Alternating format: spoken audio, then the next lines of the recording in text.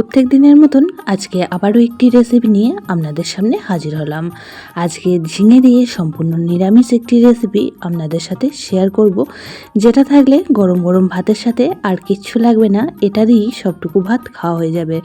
নমস্কার বন্ধুরা, মাই কিচেন মাই ব্লগে সবাইকে আবারও একবার স্বাগত। আসুন তাহলে শুরু করা যাক আজকের রেসিপি। তো আজকের রেসিপিটি বানানোর জন্য আমি এদিকে বেশ কিছুটা পরিমাণ আলু কেটে নিয়েছি একটু লম্বা লম্বা করে, আর তার সাথে দুটো ঝিঙেকে একটু লম্বা করে কেটে নিয়েছি। আর এদিকে দেখুন 1 কাপ মসুর ডাল আমি 4 থেকে 5 ঘন্টা আগে ভিজিয়ে রেখে দিয়েছিলাম, আর মসুর ডালগুলো খুব সুন্দরভাবে ভিজে গিয়েছে। আজকের রেসিপিতে ব্যবহার করার জন্য এখন একটা মশলা রেডি করে নেব। এদিকে একটা মিক্সিং জার নিয়ে নিয়েছি, তার মধ্যে দিয়ে দিলাম 1 ইঞ্চি পরিমাণ আদা, সাথে একটা কাঁচা লঙ্কা 2 টুকরো করে, আর একটা মিডিয়াম সাইজের টমেটো।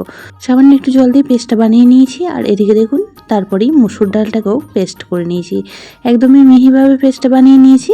তো মসুর ডালের পেস্টের মধ্যে দিয়ে দিলাম এখানে 1/2 চামচ পরিমাণ হলুদ, 1/2 চামচ জিরে গুঁড়ো, আর পরিমাণ মতন দিয়ে দিয়েছি লবণ। তারপর ডালটাকে বেশ কিছুক্ষণ সময় নিয়ে ফেটিয়ে নিয়েছি। গ্যাসের মধ্যে একটা কড়া বসিয়ে দিয়ে দিয়েছি এখানে পরিমাণ মতন সর্ষের তেল। তেল খুব ভালোভাবে গরম করে নিয়ে একটা খুন্তির সাহায্যে কড়ার চারপাশে খুব ভালো করে লাগিয়ে নিলাম। তো এখন মসুর ডালের পেস্টটা থেকে এরকম বড়ার আকার করে বড়াগুলি তৈরি করে নেব। তো আজকে এই বড়া দিয়ে ঝিঙের রেসিপিটি তৈরি করব, যেটা কিন্তু খেতে ভীষণই ভালো লাগে।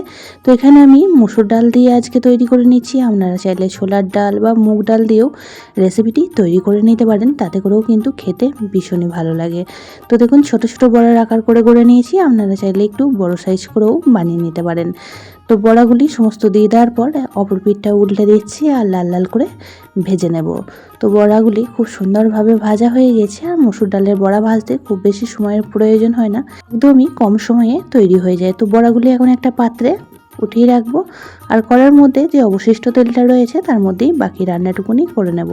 তো প্রথমেই ফোড়ন হিসাবে ব্যবহার করলাম 1/2 চামচ জিরে আর 2টো শুকনো লঙ্কা। ফোড়নটিকে কয়েক সেকেন্ড ভেজে নিয়েছি। ফোড়নের কালার চেঞ্জ হয়ে গেলে যে মশলার পেস্টটা প্রথমেই রেডি করে রেখেছিলাম সেই মশলার পেস্টটা দিয়ে দিলাম, সাথে মশলা ধোয়া জলও কিছুটা দিয়ে দিয়েছি। তো খুব ভালো করে একবার নাড়াচাড়া করে মিশিয়ে নিয়ে একে একে গুঁড়ো মশলাগুলিও অ্যাড করে দেবো। একদমই কম তেল মশলায় তৈরি হয়ে যায় আজকের রেসিপিটি। তো এখানে দিয়ে দিলাম 1/2 চামচ হলুদ গুঁড়ো, 1 চামচ ঝাল লঙ্কার গুঁড়ো, সাথে এখানে দিয়ে দিয়েছি 1/4 চামচ ধনে গুঁড়ো আর 1/4 চামচ জিরে গুঁড়ো। জিরে গুঁড়ো আর ধনিয়া গুঁড়োর পরিমাণটা একদমই কম ব্যবহার করেছি।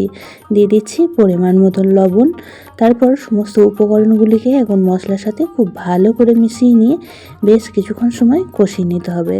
তো মশলা থেকে যতক্ষণ না তেল ছেড়ে আসছে ততক্ষণ অবধি মশলাটা কষিয়ে নেব। ঝিঙে দিয়ে অনেকে অনেক রকমভাবেই রেসিপি বানিয়ে খেয়েছেন, তবে আজকের রেসিপিটি একদমই সহজ সাধারণ রেসিপি, খেতেও কিন্তু ভীষণই ভালো লাগে। গরম গরম ভাতের সাথে এরকম একটি রেসিপি থাকলে আর কিন্তু কিচ্ছু লাগবে না, এটা দিয়েই সবটুকু ভাত খাওয়া হয়ে যাবে। আপনারা চাইলে রুটির সাথেও পরিবেশন করতে পারেন, তাতে করেও কিন্তু খেতে ভীষণই ভালো লাগবে। তো মশলাটা দেখুন এই পর্যায়ে খুব সুন্দরভাবে কষানো হয়ে গিয়েছে, মশলা থেকে তেল ছেড়ে আসছে। এখন কেটে রাখা আলুগুলি দিয়ে দিচ্ছি। আপনারা চাইলে আলুগুলি প্রথমেও হালকা একটু ভেজে নিতে পারেন, তাতে করে কিন্তু রেসিপিটি ঝটপট তৈরি হয়ে যাবে। তবে আজকে আমি আলু কোনো রকমভাবে ভেজে ব্যবহার করছি না, মশলার সাথেই বেশ কিছুক্ষণ সময় কষিয়ে নেব। এখন ঢাকা দিয়ে রান্নাটা করে নেব 1.5 থেকে 2 মিনিট, তাতে করে আলুটা খুব সুন্দরভাবে নরম হয়ে যাবে। তো দেখুন 1.5 মিনিট পর ফিরে আসলাম, আর ফিরে এসে এখন খুব ভালো করে একবার নাড়াচাড়া করে মিশিয়ে নিচ্ছি। আর মেশানো হয়ে গেলে এখন কেটে রাখা ঝিঙেগুলিও এই পর্যায়ে অ্যাড করে দেব। যেহেতু ঝিঙে খুব নরম একটি সবজি, খুব তাড়াতাড়ি রান্না হয়ে যায়, তার জন্য প্রথমে আলুটাকে খুব ভালো করে একটু কষিয়ে নিতে হবে, তাহলে ঝিঙে সিদ্ধ হতে হতে আলুগুলিও খুব সুন্দরভাবে সিদ্ধ হয়ে যাবে। তো ঝিঙে এখন আলুর সাথে খুব ভালো করে নাড়াচাড়া করে মিশিয়ে নিয়ে বেশ কিছুক্ষণ সময় কষিয়ে নেব, তাতে করে ঝিঙের যে একটা কাঁচা গন্ধ থাকে সেই গন্ধটা সহজেই চলে যাবে। পুরনো বন্ধুরা সবসময় আমার পাশে থেকে আমাকে এতটা সাপোর্ট করে এগিয়ে নিয়ে যাওয়ার জন্য অনেক অনেক ভালোবাসা।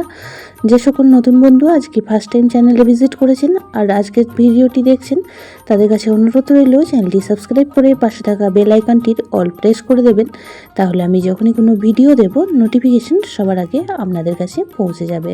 ঢাকা চাপা দিয়ে 2 মিনিট সময় নিয়ে ঝিঙেটা রান্না করে নিয়েছি, আর ঝিঙেগুলিও এই পর্যায়ে খুব সুন্দরভাবে নরম হয়ে গিয়েছে।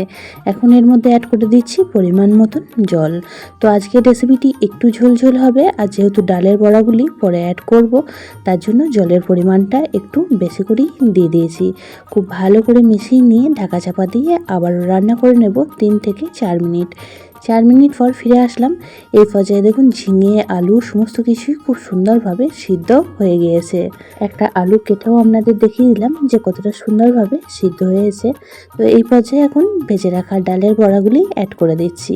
তো ডালের বড়াগুলি দিয়ে খুব ভালো করে আবারও নাড়াচাড়া করে মিশিয়ে নিয়ে 3 থেকে 4 মিনিট সময় রান্নাটা করে নেব। অনেকেই ঝিঙে খেতে একদমই পছন্দ করে না, তবে যদি এই পদ্ধতিতে বানিয়ে দেওয়া হয় তারাও কিন্তু আঙুল চেটে খাবে আজকের রেসিপিটি। তো দেখুন 4 থেকে 5 মিনিট পর ফিরে আসলাম। রেসিপিটি আমাদের প্রায় রেডি হয়ে গিয়েছে। বড়াগুলিও ফুলে অনেকটা বড় হয়ে গিয়েছে। তো রেসিপিটি এইরকমই ঝোলঝোল রাখবো, কারণ ঠান্ডা হয়ে গেলে বড়াগুলি অনেকটা ঝোলই সোপ করে নেবে। এখন উপর থেকে দিয়ে দেবো একটা সম্বরা। তো বেশ কিছুটা তেলের মধ্যে আমি 1 চামচ জিরে ভেজে নিয়েছিলাম, তো সেই জিরেটাই এখানে দিয়ে দিয়েছি। আর এইভাবে যদি রেসিপিতে একটু জিরে ভেজে দেওয়া হয়, রেসিপিটি দেখতেও ভীষণই ভালো লাগে আর দারুণই সুন্দর একটা ফ্লেভার বের হয় রেসিপিটি থেকে, যেটা না বানিয়ে খেলে বুঝতেই পারবেন না। তো অবশ্যই করে আজকে রেসিপিটি একদিন ট্রাই করুন। আশা করছি সকলের খুবই ভালো লাগবে। খাওয়ার পর অবশ্যই আমাকে কমেন্ট বক্সে এসে জানাবেন যে আপনাদের কেমন লাগলো। তো রেসিপিটি একদমই রেডি হয়ে গেছে। এখন গ্যাসের ফ্লেমটা অফ করে দেব আর একটা পাত্রের মধ্যে নামিয়ে নেব। আজকে একদমই সহজ সাধারণ একটি রেসিপি আপনাদের সাথে শেয়ার করলাম। আমি সাধারণত আমার চ্যানেলে সহজ সাধারণ রেসিপিগুলি শেয়ার করে থাকি। যারা দেখতে পছন্দ করেন, আশা করছি আজকের রেসিপিটিও তাদের কাছে ভীষণই ভালো লাগবে। যদি রেসিপিটি কোনো অংশে বেশি ভালো লেগে থাকে তাহলে একটা শেয়ার করে দেওয়ার অনুরোধ রইল। সবাই খুব ভালো থাকবেন, সুস্থ থাকবেন। আবারও দেখা হচ্ছে অন্য একটি নতুন কোনো রেসিপি ভিডিও বা নতুন কোনো ব্লগ ভিডিওর সাথে। ততক্ষণের জন্য সবাইকে টাটা।